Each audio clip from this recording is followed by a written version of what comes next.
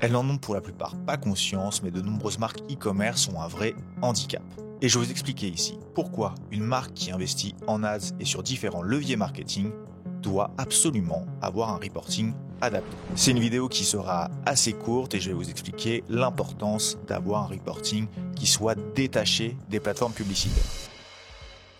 Mais avant ça, laissez-moi commencer par l'habituelle introduction. Je m'appelle Thomas et je suis le fondateur de l'agence XPLR. On est une agence spécialisée en ads et en créa et on accompagne un peu plus d'une trentaine de marques à investir leur budget publicitaire et surtout à développer leur croissance en ligne. On est actuellement 10 à l'agence et l'équipe est divisée en deux pôles.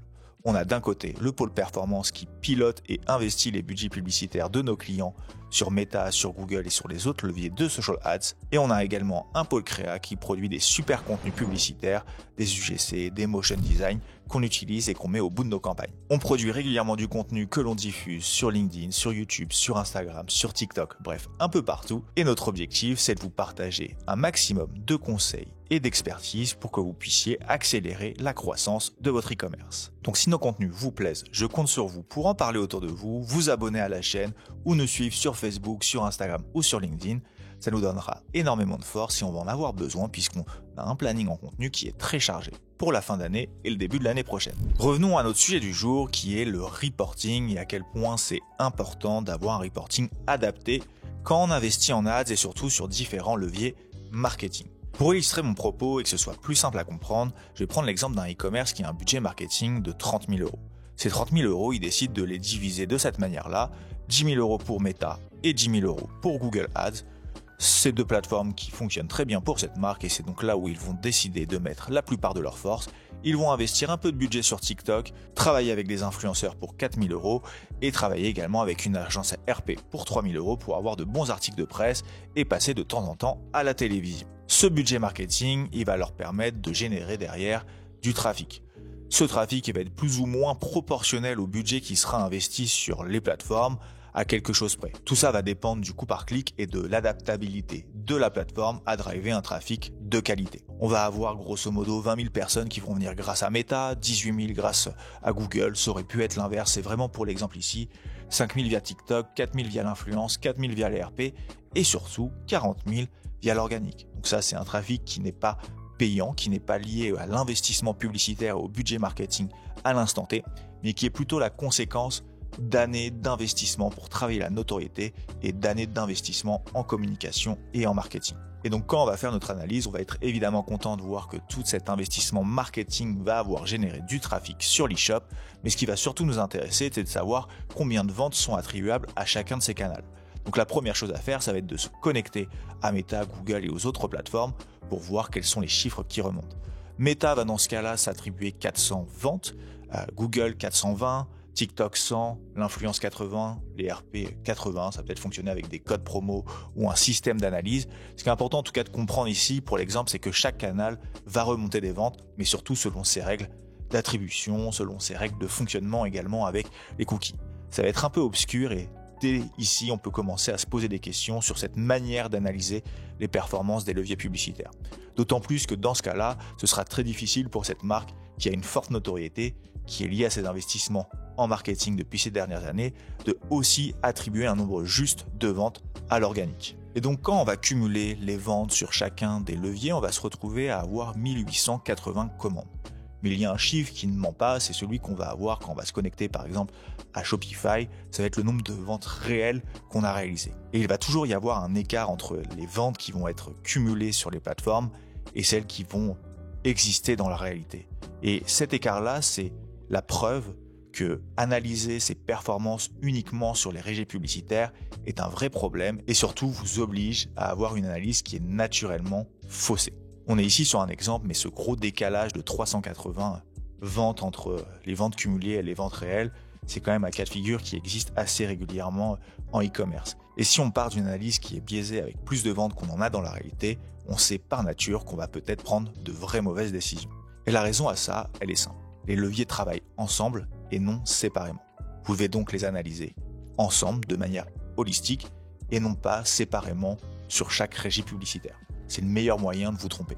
Pour illustrer mon propos, je vais prendre le cas d'un investissement sur Meta. Quand on fait de la publicité sur Meta, on peut bien évidemment espérer avoir des ventes directes. On peut aussi espérer avoir des ventes qui vont être un peu plus écartées après l'investissement sur Meta. Je vais par exemple voir une paire de baskets, je la trouve intéressante, mais c'est pas le moment pour moi d'acheter cette paire de baskets. Je reviens quelques mois plus tard à acheter la paire de baskets. C'est une vente qui a lieu, qui est peut-être une vente organique, mais qui n'aurait peut-être pas eu lieu si j'avais pas investi quelques mois avant en publicité sur Meta. Je vais pouvoir avoir aussi le scénario où j'investis sur Meta, la personne vient sur mon site, elle s'inscrit à la newsletter, mais ne fait pas d'achat. Quelques semaines plus tard, j'ai une opération commerciale, une vente d'archives par exemple, ou un déstockage. Et à ce moment-là, je communique sur cette opération via ma newsletter, elle déclenche une vente. Mais pareil, c'est une vente qui n'aurait pas nécessairement eu lieu sans investissement sur Meta. On peut avoir aussi le cas où j'investis sur Meta, je travaille donc ma notoriété, des gens apprennent à me connaître. Ce ne sont pas nécessairement eux qui vont acheter mon produit, ils vont peut-être par contre en parler autour d'eux, à de la famille, à des amis. Les personnes à qui ils vont en parler vont ensuite se rendre sur Google, taper le nom de la marque ou le nom du produit sur Google, tomber sur une annonce Google Shopping et réaliser ensuite un achat. Et donc à ce moment-là, c'est aussi un achat qui peut être lié à du Google Shopping, mais c'est aussi un achat qui n'aurait peut-être pas eu lieu sans Meta Ads. Il y a beaucoup de conditionnels ici, mais ces scénarios-là, il en existe beaucoup et ça fonctionne aussi dans l'autre sens. Si j'investis du budget média sur Google, que quelques semaines plus tard, c'est le Black Friday, que je recible cette personne qui avait cliqué sur mon annonce Google au début du mois de novembre en lui indiquant qu'en ce moment, je fais une belle opération commerciale pour le Black Friday, c'est peut-être cette ads-là qui va générer ensuite une vente, mais qui n'aurait pas encore une fois eu lieu sans l'investissement Google en amont. Bref, je vais arrêter ma liste d'exemples ici, je peux des cas de figure comme ça, je pourrais vous en lister des centaines, voire des milliers, mais mon propos c'est surtout de vous montrer que les leviers travaillent ensemble et non séparément, et vous devez donc analyser vos leviers ensemble également. Vous pouvez toujours évidemment vous rendre sur Meta, sur Google et suivre les performances et les retours sur investissement. Nous, c'est évidemment toujours quelque chose qu'on fait pour nos clients, mais on le fait toujours avec les bonnes lunettes. C'est-à-dire que le retour sur investissement, les coûts par achat qu'on va avoir sur les plateformes vont surtout nous permettre de prendre des décisions de media buying. C'est-à-dire est-ce que je dois garder telle audience ou couper telle publicité. Ce sont des décisions qui vont nous permettre de piloter nos campagnes, mais ce ne sont pas des décisions business, c'est-à-dire des décisions qui vont nous permettre de comprendre quel est le budget publicitaire que je dois investir pour atteindre mon objectif de chiffre d'affaires et comment aller le répartir entre les différents leviers. Pour pouvoir avoir cette analyse-là, ce que je vous recommande, c'est de remonter de la data pure de vos leviers, c'est-à-dire les montants dépensés, les clics vers l'e-shop. Évidemment, vous savez exactement combien de budget vous avez mis sur Meta, sur Google ou sur les autres leviers le mois dernier. Vous pouvez aussi savoir combien de clics sortants votre investissement média a permis de générer. Et derrière, tout ce qui va être lié aux ventes va être impacté déjà par la RGPD, par le tracking, par les fenêtres d'attribution.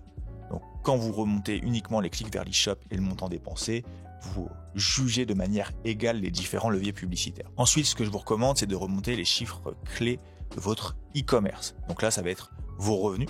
Donc prenez-les en hors taxe, sans frais de livraison, puisque vous gagnez évidemment pas d'argent dessus. Et le but, c'est d'avoir un revenu qui soit le plus proche possible de votre marge.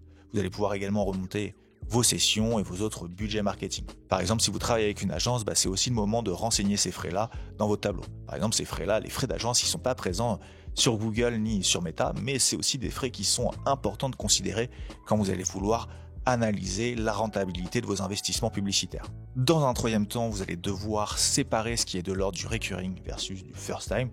C'est-à-dire sur vos commandes, par exemple, vous allez devoir distinguer les commandes qui sont liées à des premières commandes versus des commandes qui sont liées à des adresses email qui étaient déjà référencées dans votre CRM. Et ensuite, vous allez devoir identifier et trouver vos indicateurs de pilotage. Je vous en recommande 3. Le premier, c'est le cost of sales. Le cost of sales, c'est votre budget marketing sur vos revenus. C'est un indicateur qui s'exprime en pourcentage. Par exemple, j'investis 20% de mon chiffre d'affaires en marketing pour atteindre mes objectifs de croissance. Il y a un autre indicateur que je trouve vraiment intéressant, c'est le Marketing Efficiency Ratio. C'est le même indicateur que le Cost of Sales, mais la division est dans le sens inverse. Ce sont vos revenus sur le budget marketing. C'est un indicateur de rentabilité qu'on appelle aussi le Blended ROAS ou le ROMI. Et je vais terminer par mon petit préféré, le NCAC, qui correspond à votre budget marketing sur le volume de première commande. C'est un indicateur que je vous recommande de suivre de près pour la raison simple que quand vous faites de l'investissement sur Meta, sur Google ou sur les autres régies publicitaires, vous investissez pour obtenir des nouveaux clients. pour faire de l'acquisition et non pas pour reconvertir des clients déjà convaincus.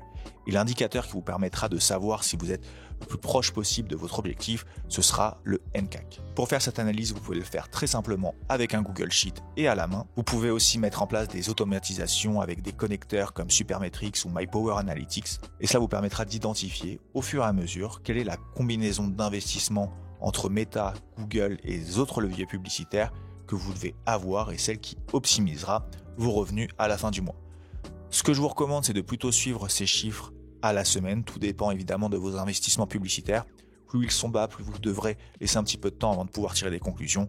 Et à l'inverse, plus ils seront hauts, plus vous pourrez être rapide dans vos conclusions. Vous pouvez aussi utiliser des plateformes qui vous permettront de faire ces analyses automatiquement. Je pense notamment à Triplewell ou Polar Analytics. Pour notre part à l'agence, on aime bien ces outils-là, mais on utilise aussi Google Sheet et Looker Studio qui nous permettent de faire des super reporting comme vous pouvez le voir tout de suite à l'écran. Bref, peu importe si vous le faites avec des plateformes 100% automatisées, un combo Google Sheet, Looker Studio comme nous ou directement à la main, le plus important c'est surtout de comprendre que si vous investissez sur plusieurs plateformes publicitaires en même temps, vous devez avoir une analyse holistique de tout ça. Pour avoir une analyse précise, vous devez évidemment vous baser sur des chiffres purs et exacts. C'est le seul moyen de trouver le bon budget publicitaire et le bon mix publicitaire pour pouvoir atteindre votre objectif de croissance à la fin du mois. Bref, j'espère que cette vidéo vous aura plu. Si vous avez des questions à ce sujet-là, n'hésitez pas à m'écrire directement sur LinkedIn ou à mettre la question dans les commentaires. Je m'efforcerai d'y répondre.